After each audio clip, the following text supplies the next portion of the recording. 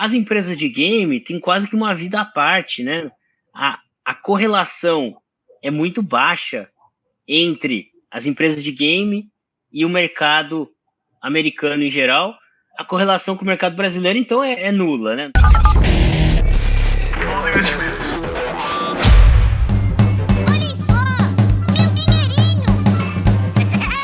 Não, impressionante o momento que a gente está e para onde está indo e a perspectiva, né, desse mercado. Dá aquela impressão, né, de que é um caminho sem volta que está indo e realmente é importante você, investidor, né, ficar atento a esse nicho de mercado, né, nicho que a gente está falando mais especificamente de jogos, mas que compreende o metaverso, o nicho de criptoativos, né? Que no final das contas estarão unidos aí para esse crescimento futuro. Me parece interessante olhar para o seu portfólio, né? Falar com o especialista ali que te atende, né? Para que você tenha, assim, uma certa exposição.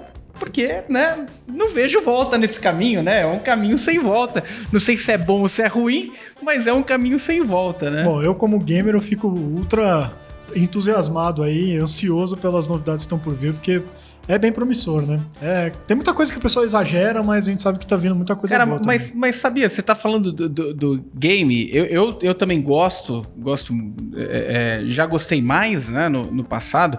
Eu tô num ambiente ainda de me descobrir nesse novo conceito de game, porque o game pra mim é aquele negócio que, vou parar meia horinha e jogar. Hoje eu não tenho mais essa condição de parar meia horinha e jogar alguma coisa, porque pra eu aprender a jogar qualquer jogo que tá saindo aí, se eu não dedicar algumas boas horas ali só pra aprender, eu não... Então, onde que eu fico nesse meio do caminho aí, Cauê? Tem jogo pra tiozão? Tem jogo pra tudo e assim... Não vem me falar de Candy Crush, por favor, né? Tipo, Candy Crush é pra você, né?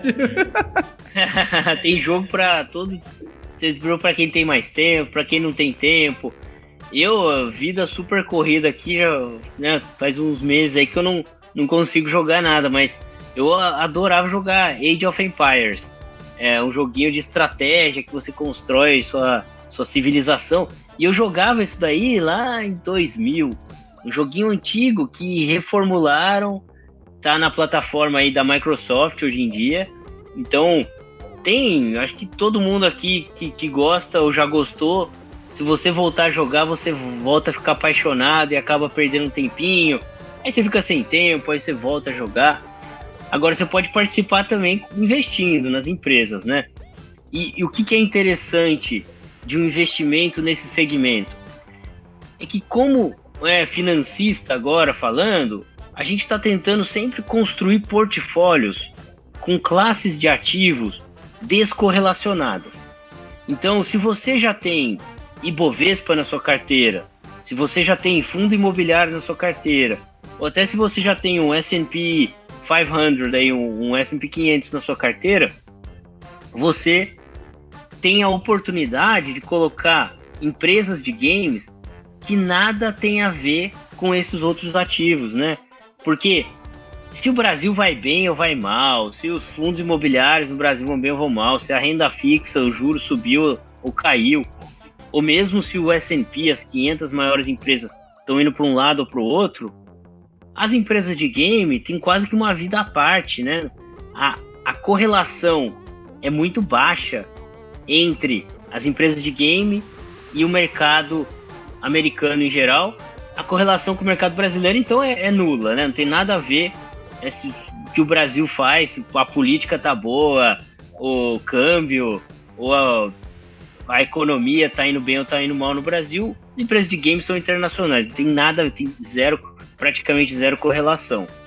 Então, você adicionar ativos descorrelacionados é muito interessante, é o que o investidor diversificado está buscando. Uma carteira diversificada. Então, um percentual da sua carteira está nesse tipo de ativo que nada tem a ver com os outros ativos da sua carteira, é muito interessante. Porque se os outros ativos subirem ou caírem, isso nada impacta na performance do ativo que você está colocando aqui, que são as empresas de game. Então, é uma oportunidade de ter ativos descorrelacionados. E isso faz muito sentido do ponto de vista técnico mesmo, para a construção de um portfólio. Não, com certeza. A gente sempre fala aqui no nosso, seja no Retorno Cast, né, ou nos nossos canais todos da Mais Retorno, sobre a importância de diversificação, e diversificação feita da forma correta, que é descorrelação, né? Não adianta encher de ativos iguais na carteira que não vai estar diversificando nada, né? Mas até já a gente entrando mesmo nesse papo, que é o que eu já ia puxar mesmo, né? Para a gente entender um pouquinho mais sobre a Jogo 11, né, que é a ETF que a Investo lançou agora no final do ano, né? Foi em dezembro, se eu não me engano, né? Oi. Isso, bem recente, né? Se puder explicar para a gente um pouquinho como que funciona a ETF, né? A gente sabe que quem nos ouve na Mais Retorno, aqui no Retorno Cast, já está acostumado, né? Que ETF é um investimento, na maioria das vezes, passivo, né? Que segue algum índice. O pessoal está muito acostumado com, sei lá, a BOVA 11, que segue o Ibovespa, com um IVVB 11, que segue o S&P 500. Mas como que funciona uma ETF de games? Como que são selecionadas as empresas que estão lá dentro e como que está a composição dessa carteira hoje, né? Quais são as principais empresas, né?